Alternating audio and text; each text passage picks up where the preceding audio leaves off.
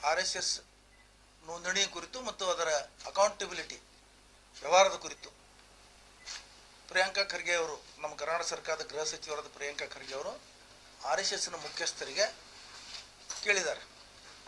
RSS ಮುಖ್ಯಸ್ಥರಾದಂಥ Shri Mohan Bhagwat ಅವರು, ನಾವು ನೋಂದಣಿ ಮಾಡಿಸೋದಿಲ್ಲ, ಹಿಂದೂ ಧರ್ಮನೇ ನೋಂದಣಿ ಇಲ್ಲ. ಏನು ಅರ್ಥ? ಹಿಂದೂ ಧರ್ಮ ಅಂದ್ರೆ RSS ಅಂದ್ರೆ ಹಿಂದೂ ಧರ್ಮನ? ಏನು ಅರು ಮರು ಹಿಡ್ದಂಗೆ ಕಾಣ್ತದೆ ಅವ್ರಿಗೆ ಒಟ್ಟು. ಯಾಕಂದ್ರೆ ಏನಾಗ್ಬಿಟ್ಟದ, ಇವ್ರು ಆ ಪ್ರಶ್ನೆನೇ ಇಂಥದ್ದು ಕೇಳ್ಯಾರ, ಅವ್ರಿಗೆ ಉತ್ತರಿಸ್ಲಿಕ್ಕೆ ಬರಲಾರ್ದಂಥದ್ದು ಕೇಳ್ಯಾರ, ಅದಕ್ಕೆ ಅವ್ರು ಅರು ಮರು ಹಿಡಿದು ಏನೇನು ಮಾತಾಡ್ತಾ ಇದ್ದಾರೆ ಹುಚ್ಚುಚ್ಚರಂಗೆ. RSS ಸಂಘಟನೆ ಬಗ್ಗೆ ಹೇಳುವುದಂದ್ರೆ, ಅವರು ಹೊರಗಡೆ ಹೇಳುವುದೇನು, ರಾಷ್ಟ್ರೀಯ ಸ್ವಯಂ ಸೇವಕ ಸಂಘ, ಇದು ರಾಷ್ಟ್ರ ಪ್ರೇಮ ಸಂಘ, ರಾಷ್ಟ್ರ ಉದ್ಧಾರ ಮಾಡುವ ಸಂಘ. ರಾಷ್ಟ್ರ ಉದ್ಧಾರ ಮಾಡುವ ಸಂಘಗಳು ಚಟುವಟಿಕೆ ಏನಿದೆ ದೇಶದಲ್ಲಿ ಇವತ್ತು ನಿಮ್ಮಿಂದರಿಗೆ ಬಿಚ್ಚಿ ಹೇಳಬೇಕಂದ್ರ,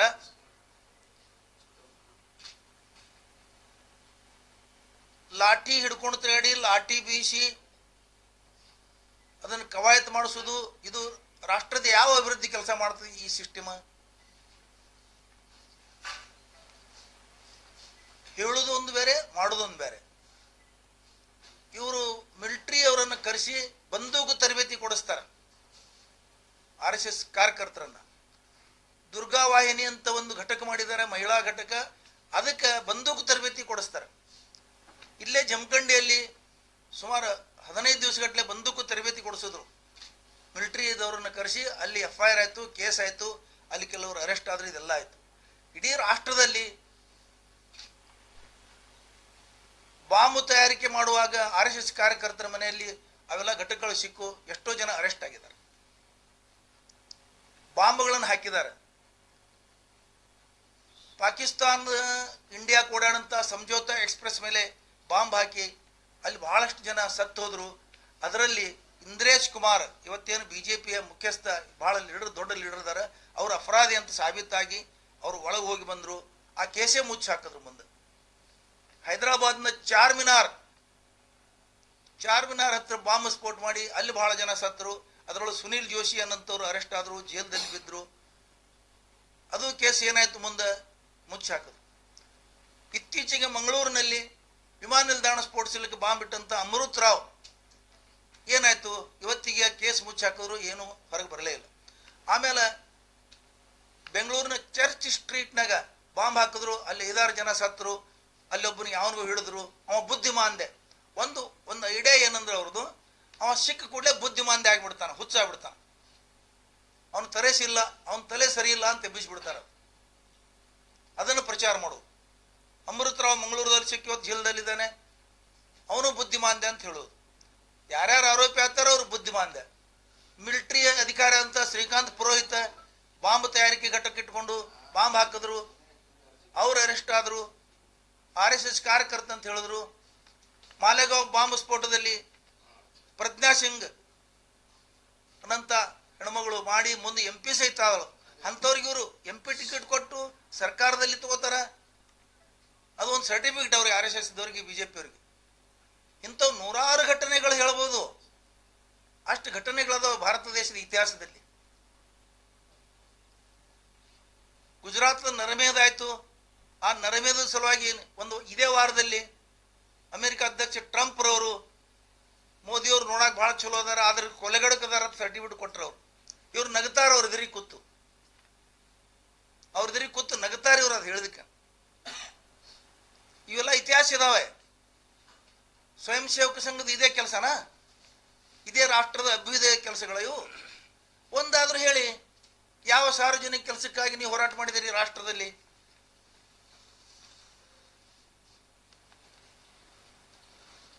ಸ್ವಯಂ ಸೇವಕ ಸಂಘ ಅಂದ್ರೆ ಅವರು ಸ್ವಯಂ ಅಭಿವೃದ್ಧಿ ಆಗ್ಬೇಕು, ಅವರಿಗೆ ಸಂಘದವರಿಗೆ. ಅವ್ರು ಸ್ವಯಂ ಸಂಘದವ್ರಿಗೆ ಸ್ವಯಂ ಬಿಟ್ಟರೆ ಏನೂ ಇಲ್ಲ. ಇನ್ನು ರಿಜಿಸ್ಟ್ರೇಷನ್ ಬಗ್ಗೆ ಕೇಳಿದ್ದಾರೆ ಖರ್ಗೆ ಅವರು. ಅದಕ್ಕೆ ರಿಜಿಸ್ಟ್ರೇಷನ್ ಅವಶ್ಯಕತೆ ಇಲ್ಲ ಅಂತ ಬಹಳ ಜನ ಹೇಳ್ತಿದ್ದಾರೆ. ಮೋಹನ್ ಭಾಗವತ್ ಅವರು ಹೇಳಿದ್ದಾರೆ. ಆಮೇಲೆ ಇನ್ನೊಂದೇನು ಹೇಳ್ಯಾರಂದ್ರೆ, ಸ್ವಾತಂತ್ರ್ಯ ಪೂರ್ವದಲ್ಲಿ ನಮ್ಮದು ಇದು ಸಂಘ ಹುಟ್ಟಿದೆ, ಅದಕ್ಕೆ ಅವಶ್ಯಕತೆ ಇಲ್ಲ, ಅವಾಗ ರಿಜಿಸ್ಟ್ರೇಷನ್ ಇರಲಿಲ್ಲ ಅಂತ ಹೇಳಿದ್ದಾರೆ. ಸ್ವಾಮಿ ನಾವೊಂದು ವಿಷಯ ಹೇಳ್ತೀನಿ ನಿಮಗೆ. ಯಾವಾಗ ಬ್ರಿಟಿಷ್ ಸರ್ಕಾರ ಇಲ್ಲಿ ಬಂತು 1860 ಆ್ಯಕ್ಟ್ ಮಾಡಿದ್ದಾರೆ. ಅದು ರಿಜಿಸ್ಟ್ರೇಷನ್ ಆ್ಯಕ್ಟೇ 1860, 1860 ಆ್ಯಕ್ಟ್ ಹೆಸರೇ ಅದು. ರಾಮಕೃಷ್ಣ ಮಿಷನ್ ಯಾವಾಗ ರಿಜಿಸ್ಟ್ರೇಷನ್ ಆಯಿತು? 18ನೇ ಶತಮಾನದಲ್ಲೇ ಆಯ್ತದು. ಅವೆಲ್ಲ ರಾಷ್ಟ್ರ ಸ್ವಾತಂತ್ರ್ಯ ಪಡೆದಕ್ಕಿಂತ ಮೊದಲ ಅದು. ನಿಮಗೇನು ತೊಂದರೆ ಏನಿತ್ತು? ಈ ನಮ್ಮದೇ ಒಂದು ಸಂಸ್ಥೆ 1937-38 ನಮ್ಮದು ಸಿಂದಗಿ ಅಂಜುಮನ್ ಶಿಕ್ಷಣ ಸಂಸ್ಥೆ ರಿಜಿಸ್ಟ್ರೇಷನ್ ಆಗಿದೆ. ಇವತ್ತಿಗೂ ಅದು ನಡೆಸ್ಕೊಂಡು ಹೋಗ್ತಾ ಇದ್ದೀವಿ ನಾವು. ಸ್ವಾತಂತ್ರ್ಯ ಪೂರ್ವದಲ್ಲಿ ರಿಜಿಸ್ಟ್ರೇಷನ್ ಇರಲಿಲ್ಲ ಅಂತ ಸುಳ್ಳು ಹೇಳೋದು, ಹಿಂದೂ ಧರ್ಮ ರಿಜಿಸ್ಟ್ರೇಷನ್ ಆಗಿಲ್ಲ ಅಂತ ಹೇಳಿ ಉಡಾಪೆ ಮಾತು ಹೇಳೋದು, ಇದು ಶೋಭೆನಾ? ನಾವು ಸರ್ಕಾರದ ಹಣ ತಗೊಂಡಿಲ್ಲ. ಎಷ್ಟು ಸರ್ಕಾರದ ಆಸ್ತಿಗಳು ನಿಮ್ಮ ಮಂಜೂರಾಗ್ಯಾವನು ತೆಗಿಬೇಕು, ಸರ್ಕಾರ ಚೌಕಸಿ ಮಾಡಬೇಕು. ಇದೇ ಖರ್ಗೆ ಅವರು ಗೃಹ ಮಂತ್ರಿಗಳು ಬೆಂಗಳೂರು ಸುತ್ತಮುತ್ತ ಎಷ್ಟು 1000 ಎಕರೆ ಆಸ್ತಿಗಳನ್ನು ಇವರು ನುಂಗಿದ್ದಾರೆ. ಶಿಕ್ಷಣ ಸಂಸ್ಥೆ ಹೆಸರುಗಳಲ್ಲೇ ನೋಡಬೇಕು.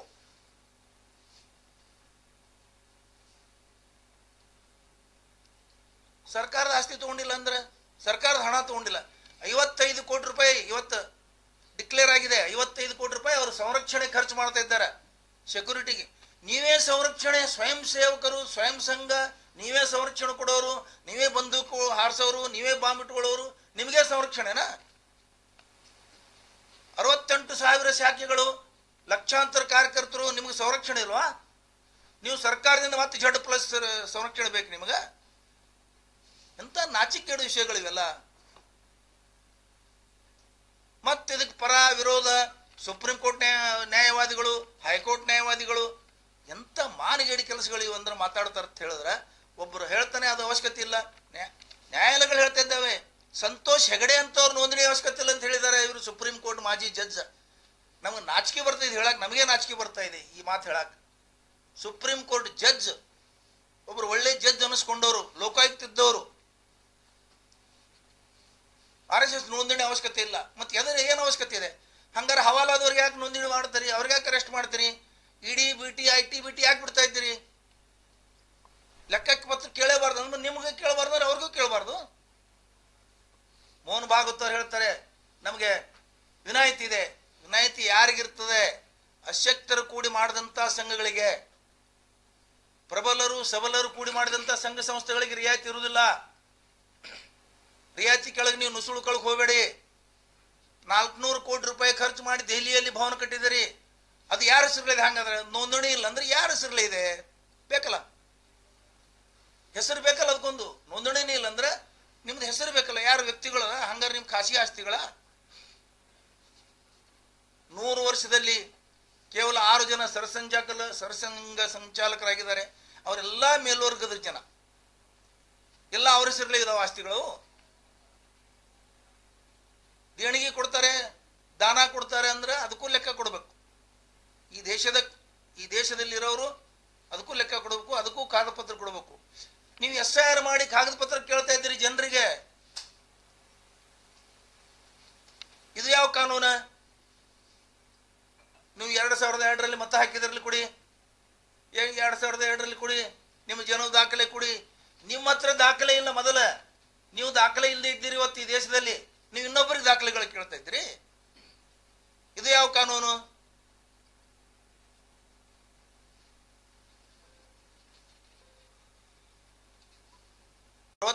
ಇಸ್ವಿಯ 1860 ಆಕ್ಟ್ ಪ್ರಕಾರ 6 ಜನರಿಗಿಂತಲೂ ಹೆಚ್ಚಿಗೆ 7 ಜನ ಸೇರಿದ್ರೆ ಒಂದು ಸಂಘ ಆಗ್ತದೆ. ಆ ಸಂಘ ನೋಂದಣಿ ಆಗ್ಬೇಕಂತ ಕಾನೂನು ಇದೆ ಈ ಭಾರತ ದೇಶ.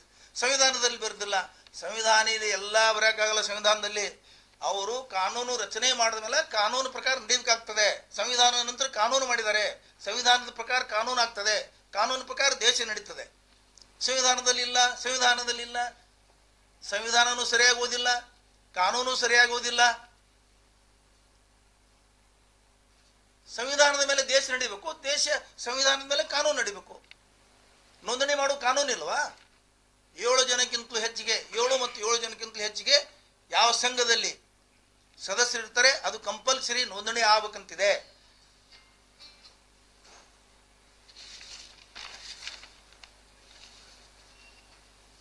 ಆಮೇಲೆ ಯಾಕೆ ನೋಂದಣಿ ಮಾಡ್ತಾ ಇಲ್ಲ ಅನ್ನೋದು ಬಹಳ ಮಹತ್ವದ ವಿಷಯ. ಅವರು ಸಣ್ಣ ಸಣ್ಣ ಮಕ್ಕಳನ್ನ ಅದರೊಳಗೆ ಸೇರಿಸ್ತಾರೆ ಸದಸ್ಯರಾಗಿ. ನೋಂದಣಿ ಕಾಯ್ದೆ ಪ್ರಕಾರ 18 ವರ್ಷಕ್ಕಿಂತಲೂ ಮೇಲ್ಪಟ್ಟು ಇದ್ದಾಗ ಮಾತ್ರ ಸದಸ್ಯ ಆಗ್ಲಿಕ್ಕೆ ಬರ್ತದೆ. ಇದು ಒಂದು ಬುಕ್ ಇದೆ, ನರಕದ ಗರ್ಭಗುಡಿಯಲ್ಲಿ. ಇದರ ಬರಹಗಾರ ಯಾರು? ಸುದೇಶ್ ಮಿನ್ನಿ, ಯಾರು ಮುಸ್ಲಿಮರಲ್ಲ. ಇದರ ಅನುವಾದಕರು PKP ಕೃಷ್ಣ. ಇದು 2016ರಿಂದ ಈ ಬುಕ್ಕು ಮಾರ್ಕೆಟ್ದಲ್ಲಿದೆ, ಎಲ್ಲರ ಭಾಳ ಜನ ಓದಿದ್ದಾರೆ. ಈ ಬುಕ್ನಲ್ಲಿ ಸ್ಪಷ್ಟವಾಗಿ ಹೇಳ್ತಾರೆ ಅವರು 5 ರಿಂದ 6 ವರ್ಷ ನಂತರ ಹುಡುಗರಿಗೆ, 5 ರಿಂದ 6ನೇ ಹುಡುಗರಿಗೆ ಅವರು ಅದರೊಳಗೆ ಸೇರಿಸ್ಕೊಂಡು ಕವಾಯತು ಮಾಡಿ, ಇಷ್ಟಿಷ್ಟು ಹುಡುಗರಿಗೆ ನಾನು ಫೋಟೋ ತೋರಿಸಂದ್ರೆ ತೋರಿಸ್ತೀನಿ ನಿಮಗೆ. ಅವ್ರಿಗೆ ಬಂದೂಕ್ ತರಬೇತಿ, ಡ್ರೆಸ್ ಹಾಕೋದು, ಇವೆಲ್ಲ ಯಾಕೆ ಬೇಕು ಹಂಗಾರ? ಸ್ವಯಂ ಸೇವಕ ಸಂಘದ ಕೆಲಸ ಇದು? ದೇಶದ ಅಭಿವೃದ್ಧಿಗಾಗಿ ಇದು ಕೆಲಸನ? ಸಣ್ಣ ಸಣ್ಣ ಮಕ್ಕಳಿಗೆ ಅವ್ರಿಗೆ ಡ್ರೆಸ್ ತೊಡಿಸಿ ಅವ್ರ ಕೈ ಬಂದೂಕ್ ಕೊಟ್ಟು ತರಬೇತಿ ಕೊಡ್ತಾ ಇದ್ದೀರಿ. ಇದು ಯಾವ ದೇಶದ ಅಭಿವೃದ್ಧಿ ಕೆಲಸ? ಇದು ದೇಶ ಪ್ರೇಮ ಕೆಲಸನ? ಬಂದೂಕ್ ತರಬೇತಿ ಕೊಡೋದು ದೇಶ ಪ್ರೇಮನ? ಈ ಬುಕ್ನಲ್ಲಿ ಸ್ಪಷ್ಟವಾಗಿ ಹೇಳ್ತಾರೆ ಅವರು. ನನಗೆ ತಗೊಂಡು ಹೋದ್ರು. ನಾನು 25 ವರ್ಷಗಳ ಕಾಲ ಈ ದೇಶದಲ್ಲಿ ಎಲ್ಲ ಸುತ್ತಾಡಿ ಪ್ರಚಾರಕನಾಗಿ ಕೆಲಸ ಮಾಡಿ ನಾನು ಅದರಿಂದ ಹೊರಗೆ ಬಂದಿದ್ದೇನೆ. ಅದರ ಹೆಸರೇ ನರಕದ ಗರ್ಭಗುಡಿಯಲ್ಲಿ. ಒಂದು ಸಲ ಅಲ್ಲಿ ಒಳಗೆ ಹೋದ್ರೆ ಅವನು ಹೊರ ಜಗತ್ತಿನ ಅಥವಾ ಹೊರಗಿನ ವಿಷಯಗಳು ಅವನಿಗೆ ಗೊತ್ತೇ ಆಗ್ಲಾರ್ದಂಗೆ ಅಲ್ಲಿ ಬ್ರೈನ್ ಇದು ಮಾಡ್ತಾರೆ. ಇಲ್ಲೇನು ಜಿಗಜಿನಿಗೆ ಅವರು, ಬಸವರಾಜ ಬೊಮ್ಮಾಯಿ ಅವರು RSS ಬಗ್ಗೆ ಮಾತಾಡ್ತಾರೆ. ಇವ್ರಿಗೆ ಏನು ಗೊತ್ತೇ ಇಲ್ಲ, ಗೇಟೇ ನೋಡಿಲ್ಲ ಇವರು.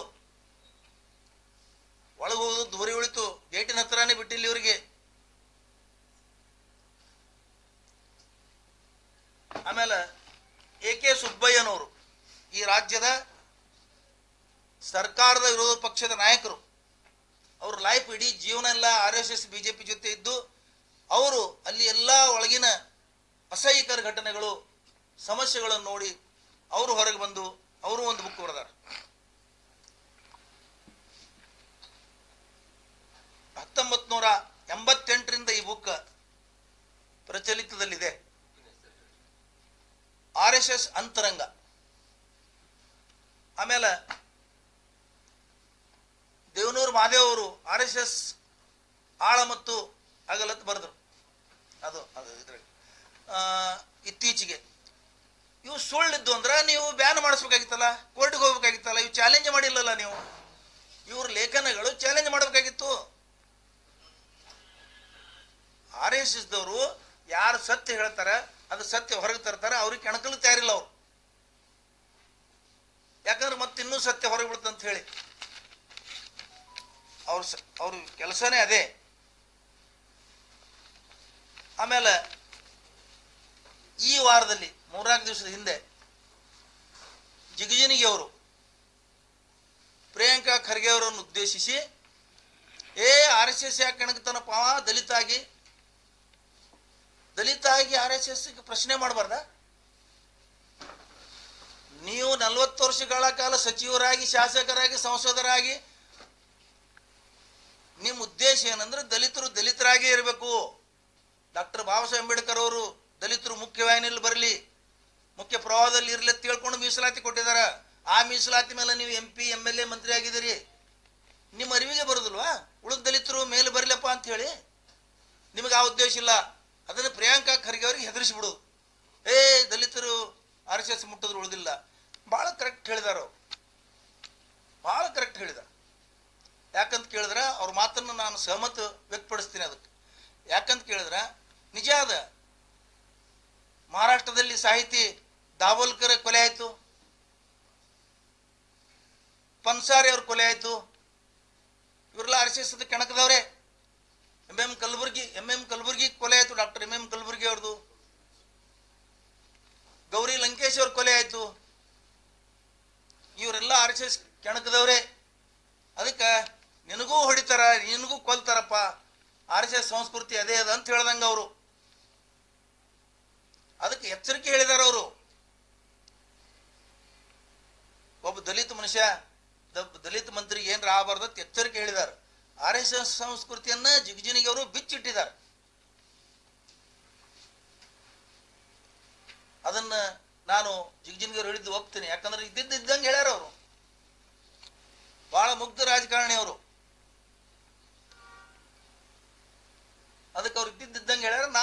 ಮಾತಿಗೆ ಸಹಮತ ವ್ಯಕ್ತಪಡಿಸ್ತೀವಿ.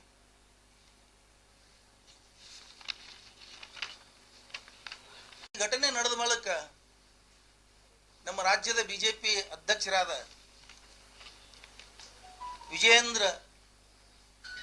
PY ವಿಜಯೇಂದ್ರ ಅವರು ನೀವು RSS ಕೇಳ್ತೀರಿ, ಪ್ರಶ್ನೆ ಮಾಡ್ತೀರಿ, ಮದರ್ಸಗಳಿಗೆ ಏನು ಪ್ರಶ್ನೆ ಮಾಡಲ್ಲ, ಮದರ್ಸಗಳಲ್ಲಿ ಏನು ನಡೀತದೆ? ವಿಜಯೇಂದ್ರ ಅವರಿಗೆ ಇವತ್ತು ನಾನು ಚಾಲೆಂಜ್ ಮಾಡ್ತೀನಿ. ರಾಜ್ಯದಲ್ಲಿ ನಿಮ್ಮದು 8 ವರ್ಷ ಸರ್ಕಾರ ಇತ್ತು, ಕೇಂದ್ರದಲ್ಲಿ 12 ವರ್ಷ ಸರ್ಕಾರ ನಡೆದಿದೆ. ರಾಷ್ಟ್ರದ ಒಂದೇ ಒಂದು ಮದರ್ಸಾದಲ್ಲಿ ಇಂಥ ಚಟುವಟಿಕೆ, ಇಂಥ ಬಾಂಬ್ ತಯಾರಿಕೆ, ಇಂಥ ಆಯುಧಗಳು, ಬಾಂಬ್ಗಳು, ಬಂದೂಕುಗಳು ಏನಾದರೂ ಇದ್ರೂ ತೋರಿಸ್ಕೊಡ್ಬೇಕು.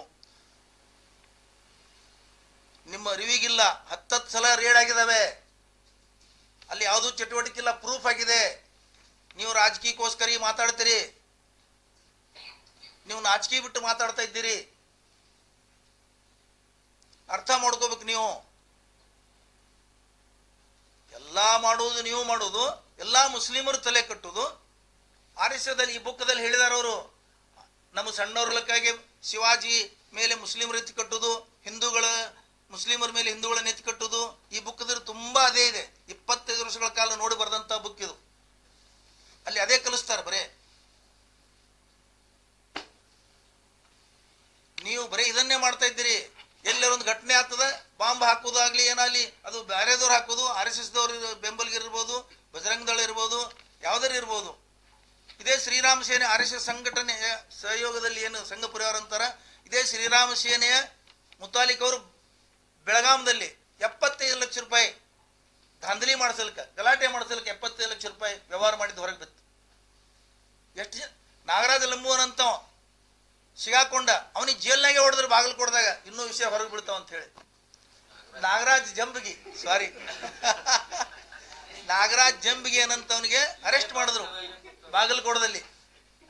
ಅಲ್ಲ, ನಾವು ದಿನಾಲು ನಾಗರಾಜ ಲಂಬು ಒಂದು ಪ್ರಾಕ್ಟೀಸ್ ಇದೆ. ಮತ್ತು ನಾವು ನಾಗರಾಜ ಲಂಬುನೇನವರು